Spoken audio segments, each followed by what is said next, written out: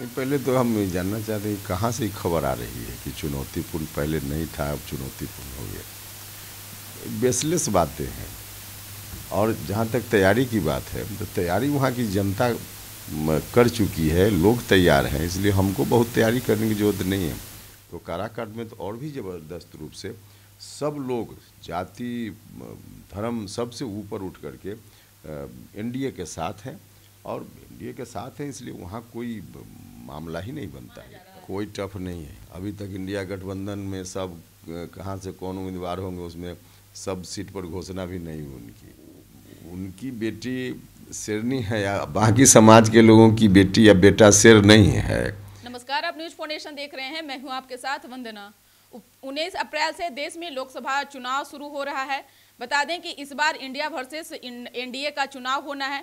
वहीं एनडीए के हो या फिर इंडिया गठबंधन के तमाम जो प्रत्याशी हैं वह मैदान में उतर चुके हैं। यही नहीं, अगर हम बात करें काराकाट लोकसभा क्षेत्र का तो वहां से राष्ट्रीय लोक मोर्चा के राष्ट्रीय अध्यक्ष उपेंद्र कुशवाहा जो है दो हाथ करने के लिए मैदान में है।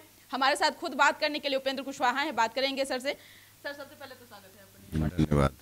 क्या तैयारी है सर, क्योंकि काराकाट में अब खबरें आ रही है कि वहां चुनौतीपूर्ण इस बार जो है चुनाव हो रहा है, ऐसे में अब कैसे देख रहे हैं उन चुनौतियों को? नहीं, पहले तो हम ये जानना चाहते हैं कहाँ से खबर आ रही है कि चुनौतीपूर्ण पहले नहीं था, अब चुनौतीपूर्ण हो गया। बेसलेस बातें हैं। और जहाँ तक तैयारी की बात है तो तैयारी वहाँ की जनता कर चुकी है, लोग तैयार हैं, इसलिए हमको बहुत तैयारी करने की ज़रूरत नहीं है। वहाँ एनडीए के वर्कर्स तैयारी कर रहे हैं और आम जनता वहाँ तैयार बैठी हुई है, इसलिए वहाँ कोई चुनौती है ऐसा कहा बिल्कुल नहीं। सवाल यह भी है सर कि इंडिया गठबंधन की ओर से जो है वामपंथी पार्टियों का जो दल है वो वहाँ से चुनाव लड़ रहा है। दूसरी तरफ आप एनडीए से आप वहाँ से हैं सहयोगी दल के रूप में। तो यही नहीं, अब पवन सिंह भी मैदान में जो है चुनाव में उतर रहे हैं। तो जाहिर सी बात है कि पवन सिंह कला के क्षेत्र में लोकप्रिय भी हैं और जो जिस समाज से वो आते हैं, तो बिहार में जाति की राजनीति शुरू से होती रही है। तो इसको आप देखिए, उम्मीदवार हर क्षेत्र में 1 दर्जन 1.5 दर्जन लगभग होते ही हैं, हो ही जाएंगे। तो मान लिया 15 आदमी खड़ा है तो 15 जात 15 तरफ हो जाएगा। इस तरह से आकलन थोड़े होता है। अभी वहाँ या कहीं भी 2 ही खेमा में लोगों को बंटना है और उसमें भी एक खेमा जो सबसे मजबूत खेमा है नरेंद्र मोदी जी के नेतृत्व वाला खेमा है। नरेंद्र मोदी जी ने किया है गांव के गरीब लोगों के लिए, समाज के सभी वर्ग के लोगों के लिए। इसके चलते भरोसा अटूट है आम जनता का उनके ऊपर। और इस कारण से काराकाट सहित दूसरे क्षेत्रों में, और विशेष रूप से आप काराकाट का पूछ रही हैं, तो काराकाट में तो और भी ज़बरदस्त रूप से सब लोग जाति धर्म सबसे ऊपर उठ करके एनडीए के साथ हैं और एनडीए के साथ हैं, इसलिए वहाँ कोई मामला ही नहीं बनता है, एक तरफा है। पवन सिंह अगर मैदान में उतरेंगे तो लगता है कि हमने कहा 15 लोग लड़ेंगे तो 15 जाति में लोग बंट जाएंगे क्या? 15 लोगों का अगर मान लिया 15 में अगर 10 जाति के उम्मीदवार हैं तो 10 जाति का अलग अलग बंट जाएगा। लोग ऐसे थोड़े होता है। हमने कहा कि नरेंद्र मोदी जी के नेतृत्व में वहाँ सभी जात धर्म के लोग गोलबंद हैं, इसलिए वहाँ 1.5 दर्जन उम्मीदवार हो तो 1.5 दर्जन जगह थोड़े लोग बंटते हैं। उपेंद्र कुशवाहा ही एक ऐसे नेता हैं जो कि कभी बैठे नहीं। केंद्र की राजनीति भी आपने किया, राज्य का भी राजनीति आपने किया, केंद्र में भी मंत्री रहे, राज्य में भी आपने देखा राजनीति को।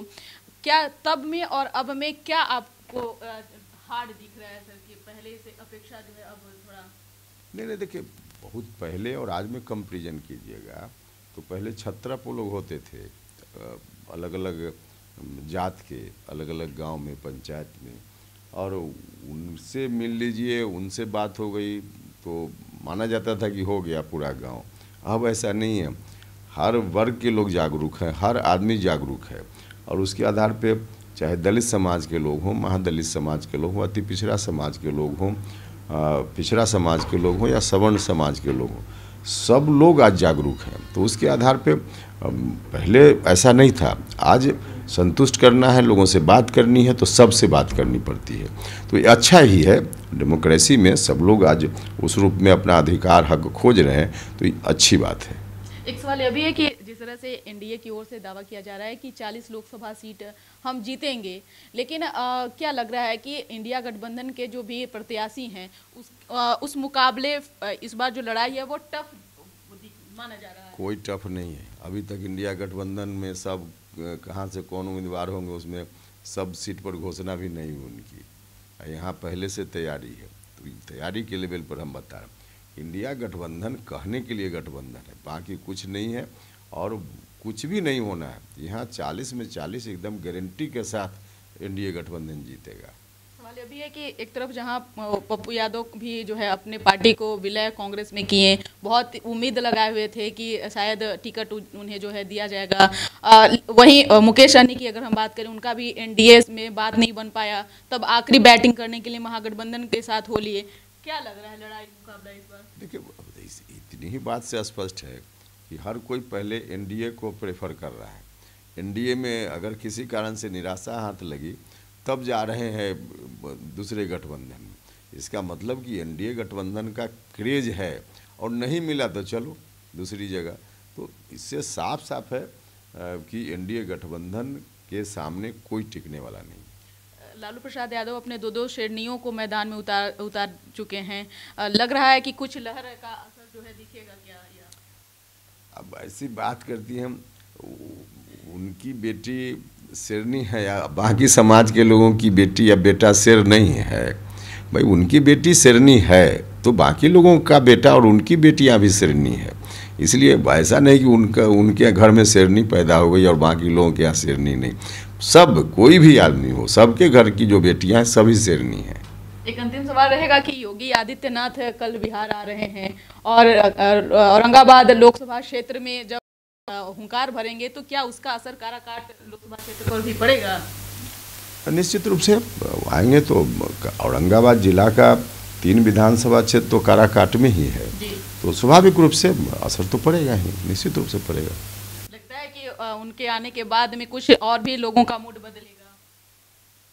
नहीं, देखिए मूड तो बदला हुआ है, हाँ उसमें और एग्रेशन आवेगा, गोलबंदी है ही और मजबूती आएगी, तो इतना अंतर पड़ेगा। तेजस्वी यादव भी कह रहे हैं कि चाहे पीएम मोदी कुछ भी कर लें, हार तो तय है। 4 तारीख को उनसे पूछिएगा कि क्या है, 4 जून को काउंटिंग होगा तब पूछिएगा। आप फिर कब क्षेत्र में निकल रहे थे? नहीं, हम तो लगातार वहीं हैं, 1 दिन 2 दिन के लिए आ गए थे, कल फिर सुबह हम जा रहे हैं वहाँ।